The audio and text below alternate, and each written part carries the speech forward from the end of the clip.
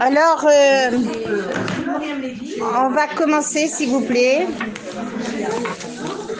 Comme on le fait depuis le début de la guerre, alors la Géoula Maher, la protection des Chayalim, que les otages sortent de façon imminente maintenant, que tous les blessés soient guéris, que Simona Bat Rachel et le refoua chez les mains,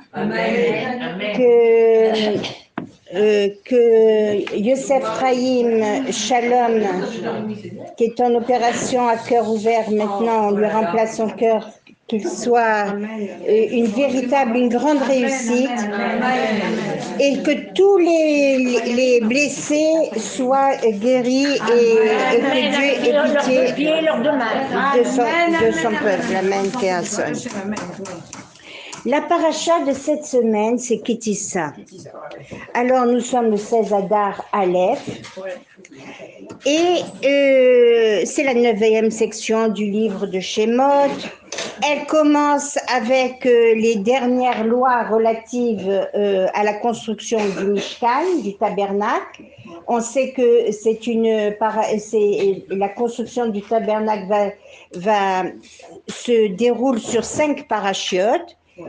Et c'est une paracha, j'espère que je vais avoir le srout de vous transmettre sa beauté, sa grandeur, toutes les leçons qu'on peut en tirer et toutes les profondeurs surtout. Merci mon petit cœur, merci.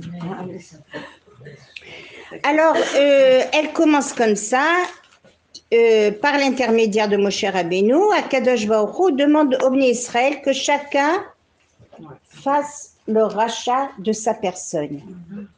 Alors Moshe s'inquiète, combien on va demander?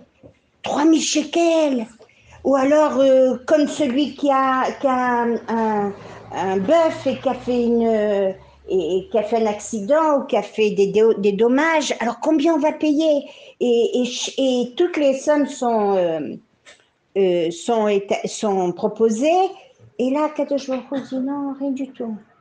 Un demi-shekel, un demi-cycle. Regardez un peu cette Torah que nous avons. Quand on vous dit un demi-cycle, alors la première réaction, c'est de dire « Ah non, mais moi, par exemple, ce mois-ci, moi je peux donner plus. Pourquoi je ne donnerais pas plus ?» Et celui qui est vraiment égorgé, il peut dire « Même moi, je suis concerné ?» Eh bien oui, tout le monde est de la même façon. Mais qu'est-ce que veut nous signifier ce demi-cycle? C'est tellement insignifiant. Qu'est-ce qu'il vient nous apprendre? Qu'est-ce qu'il vient nous signifier? Quel est le message qu'il veut nous transmettre ici? Alors, l'un des premiers messages, évidemment, c'est que quand je suis unie, quand il y a la yardout avec mon prochain, alors on ne fait qu'un. Ouais. Celui qui va dans les voies d'Hachem, il ne fait qu'un avec Hachem. Alors, évidemment, c'est rassurant, c'est réconfortant parce qu'on revient toujours au même point. La yardout peut nous amener sur des sphères inattendues. Alors, je vais essayer de suivre ce que je vous ai préparé, surtout pour ne rien louper. Alors, au sujet donc de cet argent qui me revient d'une manière ou d'une autre, parce que noten, c'est noun. Il n'y a pas une feuille, hein, par là. Ouais.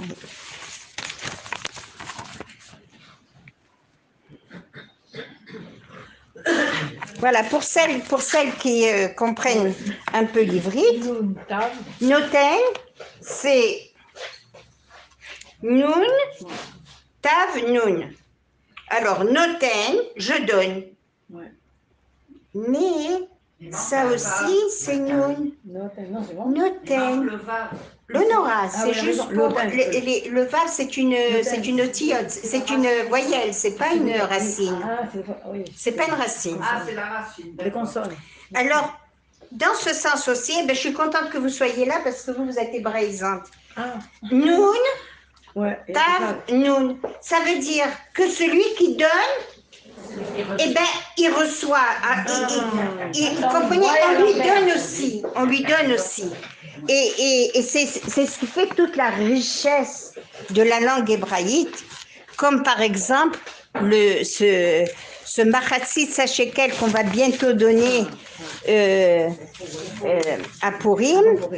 Alors vous avez le même et le Tav, la première lettre et la deuxième lettre. La première lettre qui est en katom, qui est en orange, et la dernière qui est en orange, qui veut dire met. Et vous avez la deuxième et l'avant-dernière, chai. Et qu'est-ce qu'il y a au milieu? La tzedaka, le tzadik. Ça veut dire que celui qui fait la tzedaka, il est protégé de la mavet. Alors, c'est Machatzit. Oui, Machatzit. C'est Tzadik. la moitié du shekel, comme on vient de le dire. Ça, c'est la richesse de notre... Alors, évidemment, le Machatzit shekel, ce fameux demi-shekel, hein, c'est lui qui... C'est ça qui va... Alors, avec cet argent, qu'est-ce que va faire les coordinateurs, comme par exemple le Betzalel, dont on va parler maintenant, et Yoav? Ils vont s'en servir, hein? Ils vont s'en servir pour faire les socles qui vont tenir les barres du Beth Amikdash. Et alors, je ne sais pas si vous arrivez à comprendre le ressentiment de la personne qui participe à ce Machatzit Shekel et qui a la conviction de participer à l'édifice, à cet édifice où Akadosh Baruch Hu va résider dedans. Alors, et comme si ce n'était pas fini, donc, on a vu comment Noten, c'est dans les deux sens. Comme si ce n'était pas fini, le Baal HaTurim vient, et dans son livre, Le Tour, c'est un de ses ouvrages, il ajoute que sa fortune augmente grâce à son don. Ce que tu donnes aux pauvres ne te manquera pas, ne manquera pas à ta fortune. Simplement déposer chez nous, elle ne nous appartient pas. Elle est déposée chez nous, notre fortune. Et on fait donc, on n'a pas le droit de défier Hachem, de dire ah, tu vois, je fais Shabbat, donc j'ai le droit de recevoir la longue vie ou j'ai le droit. Non, on n'a pas le droit de défier Hachem. Mais pour le Maaser, pour la Tzedaka, on a le droit de dire Hachem. Alors, le résultat, comprenez, on a le droit. Titine, si tu peux te bouger un tout petit peu, il y en a une qui va attraper un torticolis. C'est qui est-ce? Voilà. Non, c'est derrière toi. Alors, simplement, avoir en tête que ce qu'on a ne nous appartient pas, c'est déposé. Alors, on fait le test, vérifier, et on n'y est jamais perdant. On y gagne aussi en richesse et en respect, en kavod, et celui qui s'occupe des nécessiteux se verra ajouter en argent encore plus. Hachem le juge suivant ses actes et lui accorde la bracha selon les efforts, et ça c'est dans tous les domaines, hein, suivant les efforts. Boré Olam dit, fais la tzedaka, le maaser, et vous verrez la bracha au-delà de toute mesure. Ça vient du Baal HaTurim. Juste une toute petite question. Il y a des familles rafraîchies extrêmement pauvres, extrêmement dans le besoin, et alors que c'est des familles qui sont censées donner exactement ce qu'il faut. Alors écoute ma chérie, tout ce que l'on touche, on doit tout de suite faire le maaser. Moi, je peux te dire qu'on est dans une situation catastrophique chez moi parce qu'on a mis la maison en vente et on a reçu donc le premier versement. Et mon mari a dit, cet argent n'est pas à moi, tout de suite je veux le mettre à la tzedaka, je ne veux pas le garder, je vais enlever le maaser sur la somme de la maison. Alors, le vendeur s'est désisté, il a cherché, il a trouvé des défaillances et maintenant on doit rembourser cette somme qu'on n'a pas. Mais comme mon mari a été yachar et qu'il n'a pas voulu garder de l'argent qui n'est pas à lui, je me remets entièrement dans les mains d'Hachem et je sais qu'il y aura une issue. Voilà. Mais quelle que soit la somme qui arrive, on ne doit pas. Ça c'est exactement, je vais vous dire, vous allez comprendre tout de suite. J'achète au marché, n'importe où, des légumes. Et puis, il n'y a pas écrit le maaser. Ça, tu le sais parce que on avait bien expliqué. On achète des fruits. Et alors, je prends les fruits, je suis pressée, je les mets au frigidaire. Alors, sachez que ces fruits qui n'ont pas eu de maaser, qui n'ont pas eu de prélèvement, c'est comme si vous avez mis du rasir dans votre mécarrière. Alors, il faut jamais, par prendre du principe, ne jamais rentrer dans son frigidaire, dans son placard, où vous voulez, quelque chose qui n'a pas eu le maaser avant. On prélève. Alors maintenant, les rachamot qui achètent là où il y a des théoudotes, elles n'ont pas de maaser à faire. Mais juste pour vous, non, mais il peut arriver. Vous passez au marché, vous voyez de belles clémentines, un beau fruit nouveau, vous voulez faire shérian au Shabbat. Et vous savez pas. Moi, je vais vous dire la vérité. J'ai été au chouk, je demande au vendeur, c'est qui est le patron? Il me dit c'est moi. Bon, alors je vais et j'achète chez lui. Un jour, j'étais en train de faire mes courses et je vois un monsieur qui leur dit ah non, ça c'est pas ici, mettez-le là et ça. Je dis, Sira, à ta balabaïd, tu es le patron ici? Il me dit oui. Eh bien, j'ai pris un choc.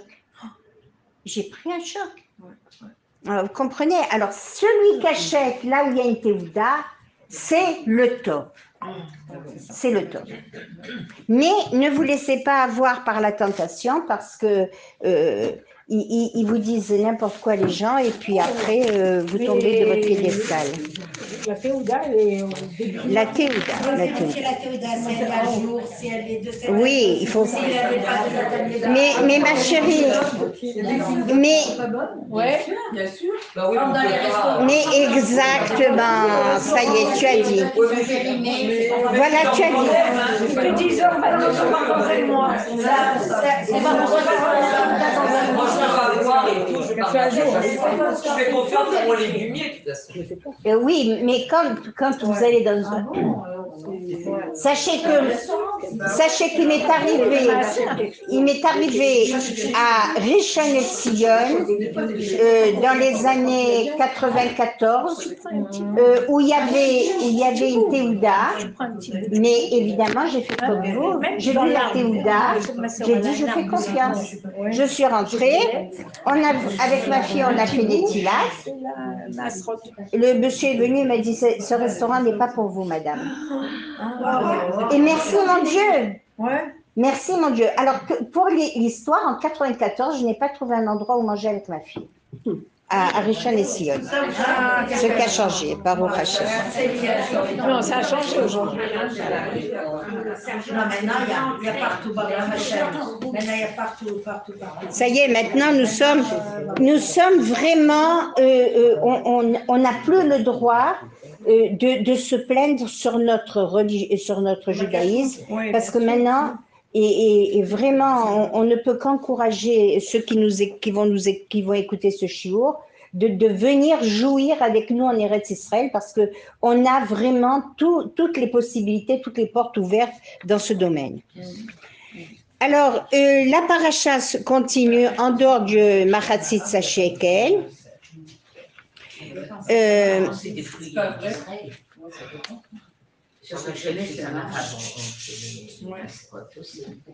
Alors, et si c'est des fruits d'Israël, oui. Oui, voilà. Mais en général, il y a beaucoup de trucs qui viennent des commerces de chez les Arabes. Quand c'est chez les Arabes, vous n'avez pas besoin de faire de maaser. Mais ça vaut pas le coup parce que vous voyez, j'ai été prise au piège. Hein. Et j'ai fait manger ma famille avec ça. Ah, ouais. Pardon, excusez-moi, j'ai entendu dire qu'actuellement, les agriculteurs, ils n'arrivent pas à vendre. Donc, ils vont à Emek Rephaïm le vendredi matin et ils vendent toutes sortes de choses. Alors, ça, par exemple, est-ce qu'ils ont fait Ouda? Non, sinon, écoutez, pas tous les agriculteurs sont au courant de la halakha qu'il faut prélever le maaser. Alors, c'est pas grave. Nous, on enlève sur 10 tomates, on enlève une petite, voilà, et on fait le maaser. C'est tout, c'est pas... On la jette? Oui, il y a une phrase qu'on dit, et que, alors moi personnellement, je suis abonnée à un organisme, je paye une fois tous les ans une somme, mais si vous le faites, alors disons que vous allez le faire avec 50 agourottes, mais 50 agourottes, vous en avez pour des mois de prélèvement. Mais cette pièce-là, vous n'avez pas le droit de la toucher. Il faut ou la brûler avec le chametz, ou la jeter à la mer. C'est qu'elle dit. Non, c'est pas compliqué.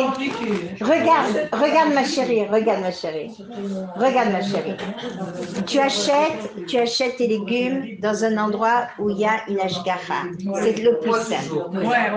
Maintenant, si tu as un doute, hein, ou si tu as une envie, tu enlèves un tout petit morceau, tu fais la bracha, c'est tout petit, c'est à la portée de tous. Tu prends une pièce de demi-shekel et avec ce demi-shekel, tu peux faire presque des mois de maaser parce que c'est une somme insignifiante. Mais seulement, cette pièce-là, il faut la mettre de côté ou la brûler avec le chametz ou la jeter à la mer. Moi, je me souviens qu'il y a des années, j'avais été à une Brit Mila et il y a quelqu'un qui m'avait dit Vite, donne-moi une pièce de 5 shekels. Alors, de 5 francs, c'était en France. Je lui ai donné la pièce de 5 francs. Elle m'a dit voilà, cette pièce de 5 francs. Et elle a mis dans le coussin du bébé. Je ne sais pas s'il y a quelqu'un qui connaît cette ségoula. Et elle m'a dit mais non, cette pièce-là, tu la gardes toujours avec toi. Je ne sais pas où elle est passée. Et après des années, mais tu la gardes toujours avec toi, tu l'utilises pas. Bon, c'était une ségoula, je l'ai fait pendant des années parce que c'est une ségoula. Ouais. C'est la même chose. Quand on a le cœur, Bezrat Hashem, tout est facile. Oui. Oui. Est-ce que le restaurateur, même s'il a une théouda, il a prélevé le maaser de tout ce qu'il a? Ah, s'il a une théouda, il a un chômeur. S'il a une théouda, il a un chômeur. Il y a quelqu'un qui vient. Il n'a pas le droit de cuisiner avant que les légumes soient prélevés. Et c'est comme la viande. Il va vérifier quelle viande. Il va vérifier suivant la cache-route du magasin. Ça, tu n'as pas de souci à te faire. C'est pas? C'est certain que c'est marqué, donc il n'y a pas de... Non, il y a des endroits où c'est marqué. Là où c'est marqué, oui, c'est vrai. Où il y a écrit Badat. Voilà, c'est marqué Badat Yerushalayim, c'est bien, c'est bon. Tout à fait. Yerushalayim, c'est bien. Badat, c'est la... C'est le demi-cercle où il y a écrit comme ça. C'est écrit comme ça. C'est la meilleure. Hein. Vous êtes tranquille. Hein. Mais même dans tout, dans les gâteaux, dans tout. Il y a juste le mitsanavim qu'il faut, c'est pas très bien parce qu'ils mettent beaucoup trop de sucre et ça fait que. Mais si vous prenez le badass, vous êtes tranquille. Alors on avance. Après on nous parle des instructions pour fabriquer le kior extérieur, où le Kohen va venir avant de faire son service dans le Beth Amikdash ou dans le Mishkan. Il va se laver les mains et il va se laver les pieds.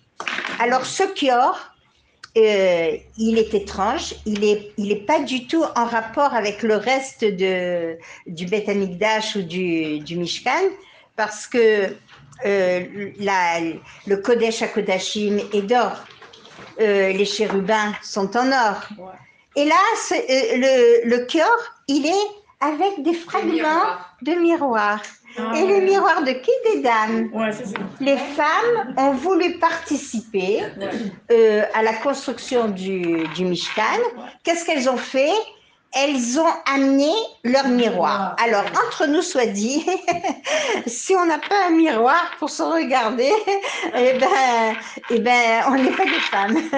Alors, quand elles ont donné leur miroir, elles ont donné ce qu'elles avaient d'important pour elles, mais c'était pas seulement ce qui était important pour elles, bonjour, c'était aussi et surtout parce que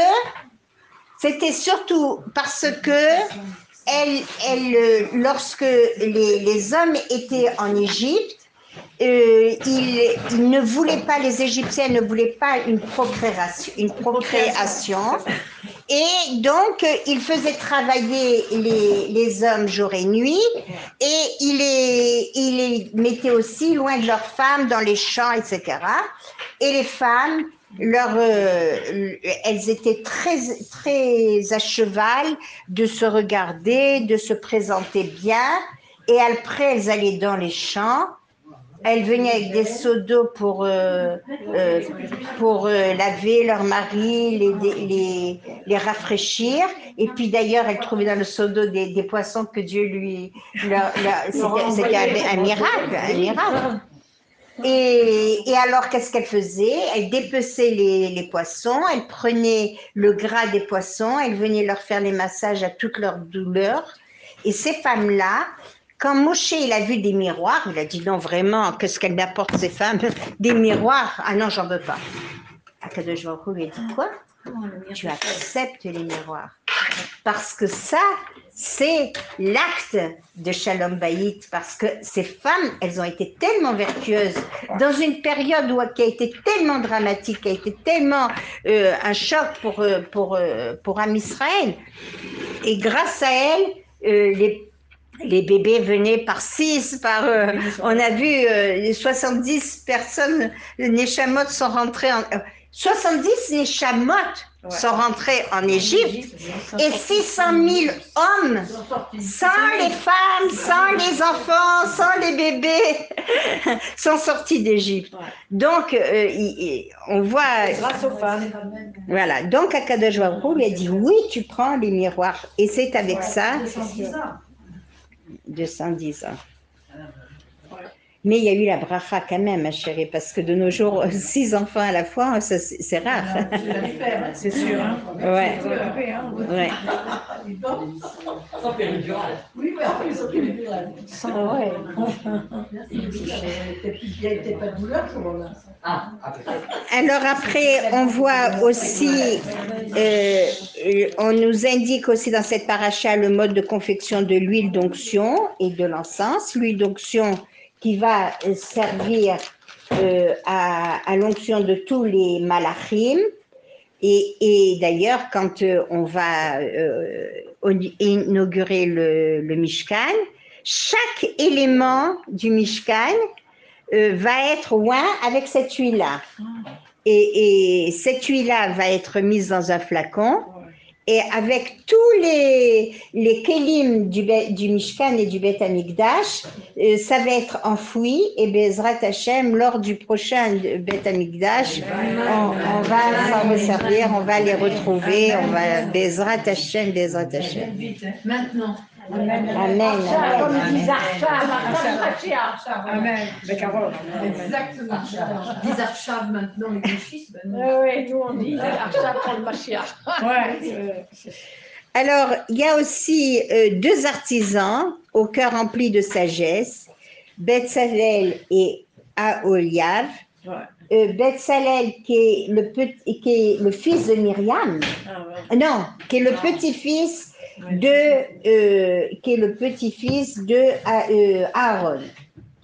Et on va voir un petit peu plus loin, on va reparler de Betzalel parce que ça mérite d'en parler. Il n'avait que 13 ans et c'est lui qui va avoir la charge de construire le Mishkan. Et on va voir pourquoi. On va voir pourquoi et on va voir dans quelles conditions.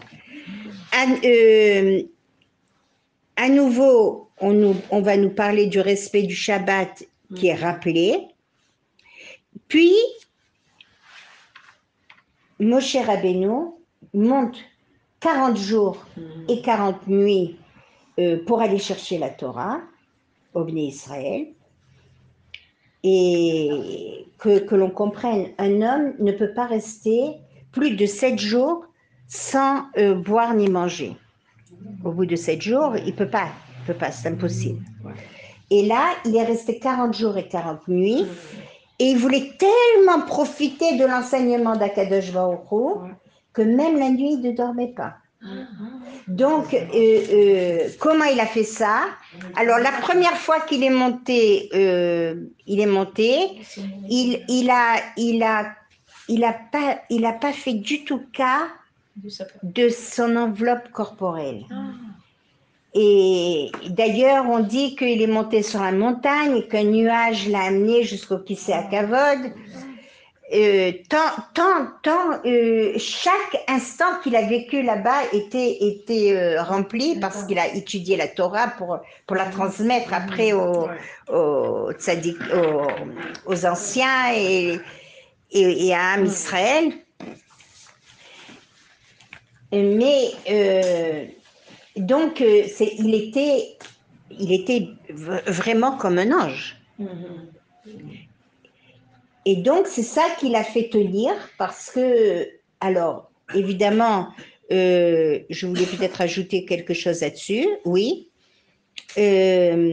Évidemment, lorsqu'il est redescendu, moi personnellement, la maman juive, je pensais qu'un festin lui attendait pour le nourrir de nouveau, mais malheureusement, c'était le veau d'or qui l'attendait. Et avant de parler du veau d'or et avant de dire ce qu'on peut exprimer dans pareil cas, je voudrais juste mettre en exergue ici que la Torah dit que c'était d'or des A. La grandeur de la dégénération du désert, il ressemblait plus à des anges qu'à des êtres humains. Ils avaient retrouvé le niveau d'Adam avant la faute. Ça veut dire qu'ils étaient immortels. Et c'est la faute du veau d'or qui les a rendus de nouveau mortels. Alors, qu'est-ce qu'on dit aussi sur eux? Ils étaient des tzadikim, ils ont été choisis, c'est la génération, vous vous rendez compte? C'est la génération qui a été choisie pour recevoir la Torah. Moi, ça se fait que Mashiach n'est pas venu à ce moment-là. Oui, voilà, c'est ça. C'était pas le moment. C'est ça, c'est ça. Ah, c'est jamais le moment. Ouais. Ne dites pas ça parce que si vous êtes là, c'est que vous y croyez. Ouais, Il faut faire attention. Mais voilà, c'est long. C'est long. Alors, ma chérie, oui, c'est long. Oui, les rabbinim, ils avaient C'est vrai, dit, c'est vrai, ça. je me souviens, mon frère était en yeshiva en 71, il est venu, il a dit à ma mère, ne dis à personne, hein, ne dis à personne. Mais les rabbinim, ils nous ont dit, en 71, il va venir.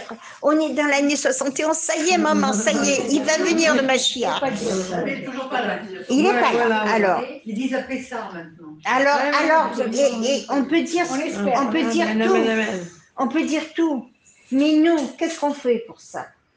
C'est vrai qu'il y a un grand retour. C'est vrai que Baruch Hashem, les gens voient le doigt d'Hachem. C'est vrai. Mais nous, alors c'est vrai, Baruch Hashem, je ne dois pas m'adresser à vous comme ça parce que vous êtes là un dimanche matin au lieu de remettre votre maison en ordre, au lieu d'aller à Tel Aviv au soleil. Mais je parle au nom de chaque juif. Qu'est-ce qu'on fait vraiment qui nous coûte pour que le Mashiach vienne? Les Chayalim, les parents des Chayalim, moi j'ai pas d'enfants. Oui, ma chérie. Mais les Chayalim, Oui. ces familles qui les enterrent, maman.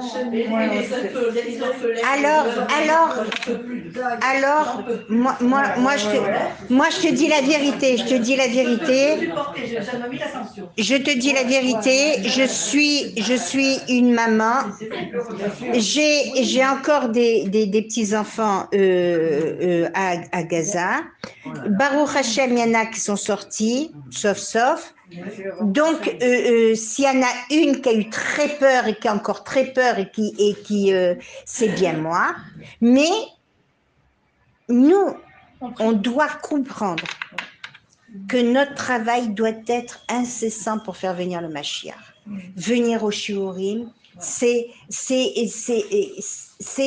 mettre une auréole sur le, comme si Hachem avait besoin, une auréole à Hachem. Aussi, voilà. Alors, il y a beaucoup à se travailler. C'est sûr. Il y a beaucoup à se travailler. Il y en a encore, je m'excuse de dire ça ici, mais moi j'ai été très choquée qu'il y en a une qui a dit j'attends avec impatience que la guerre se termine pour renouveler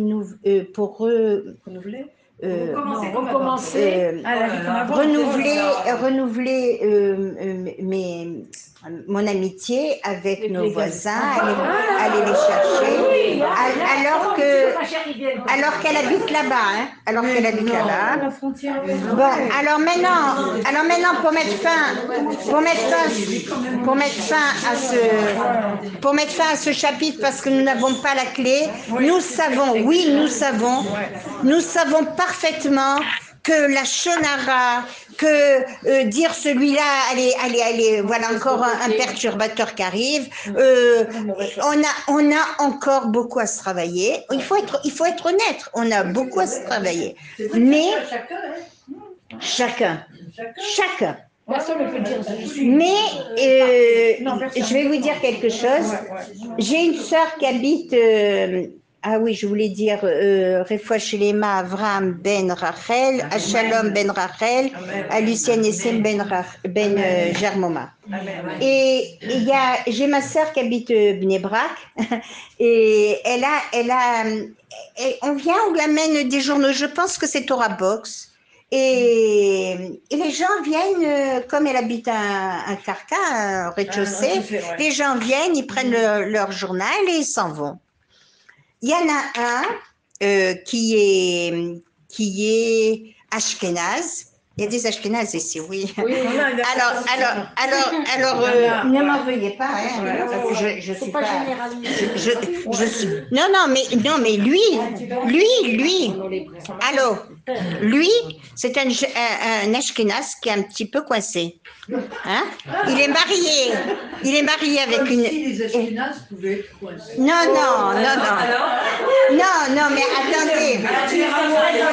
Non, mais quand j'aurai fini. 2 minutes. Attention à ce qui sort de votre bouche, parce que là, Quand j'aurai fini. vous êtes devant beaucoup de Quand j'aurai fini l'histoire. c'est très Quand j'aurai fini l'histoire, vous comprendrez pourquoi j'ai dit coincé. D'habitude, alors il est marié à une Marocaine qui est médecin, Et d'habitude, il prend le journal et il s'en va. Là, cette fois-ci, il est arrivé. Ma sœur, elle a son mari qui est bien malade et qui est habité. Donc, ce jour-là, jeudi soir, c'était pour une catagne.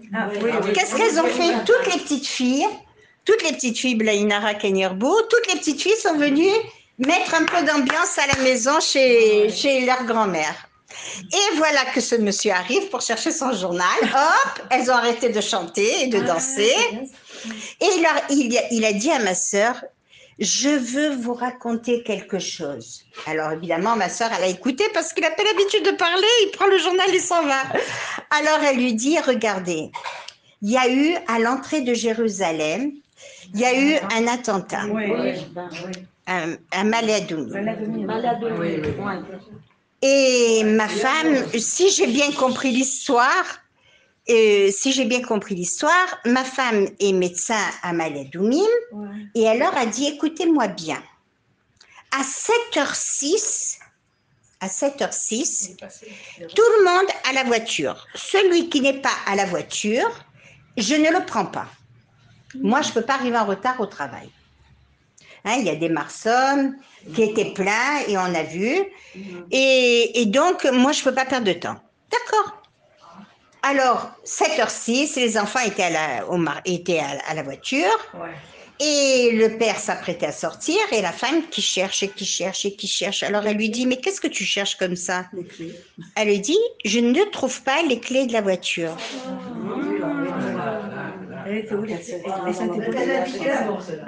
Alors, et elle continue à chercher. Les enfants, n'ayant pas vu maman à 7h20 à la voiture, ils sont revenus. Et puis, dehors, devant la porte d'entrée, il y a des clés par terre. Ils prennent les clés et ils disent, maman, pourquoi ces clés sont par terre dehors, devant la porte d'entrée? Elle leur dit, incompréhensible. Elle a pris les clés et sa colère, son empressement est tombé. Net. Ça a été un glaçon pour elle. Elle voyage et puis tout d'un coup, elle voit de l'affolement, elle voit un Mirabel qui se sauve, un qui est par terre évidemment, et ils lui ont dit, eh ben, vous l'avez échappé, mais...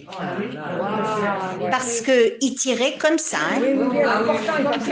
Il tirait sur les voitures. Alors, mes filles, voir la main d'Hachem, on la voit. Et chaque fois, on voit et à chaque fois, on dit « Ah, oh là là, cette fois, c'est grandiose. » Mais c'est à chaque fois grandiose. La main d'Hachem, elle est là et la grandeur et la protection d'Hachem est là. À nous, les filles, d'aller vers notre prochain. Tu sais, l'autre jour, tu m'as contrarié, tu m'as fait de la peine, mais je t'assure, je t'aime quand même, je t'en prie, ça me contrarie d'être fâchée avec toi, que tu es ma mère, que tu es ma belle-mère, que tu es ma belle-sœur, que tu es ma sœur, que tu es ma fille. Ne pas regarder. Ça, la Havat Israël, et c'est ce qu'il y a de plus cher à Kadosh Baruch Hu. Kadosh Baruch Hu, il nous veut unis. Et j'ai une autre histoire. Oh là là, il faut. Ah non. Alors, il arrive. Alors, je zappe maintenant. Moshe semble attarder de redescendre de Har Sinaï. Le peuple se fait le veau d'or. Évidemment, Akadosh Baruch Hu va lui dire va voir le peuple, qu'est-ce qu'il fait? Il est en train de faire un veau d'or. Mais Moshe, il n'a pas cru. Il n'a pas pu comprendre qu'un Dordéa, toute la description qu'on vient d'en faire, ils étaient capables de faire une chose pareille. N'oublions pas qu'ils ont vu les 10 plaies d'Égypte qui étaient 10 miracles. On l'a vu. Ils ont traversé Yam Souf la traversée de la mer des gens, avec 50 miracles. Mais en vérité, les Chachamim disent qu'elle avait 200-250 de miracles dans la mer. Alors, comment justifier ça?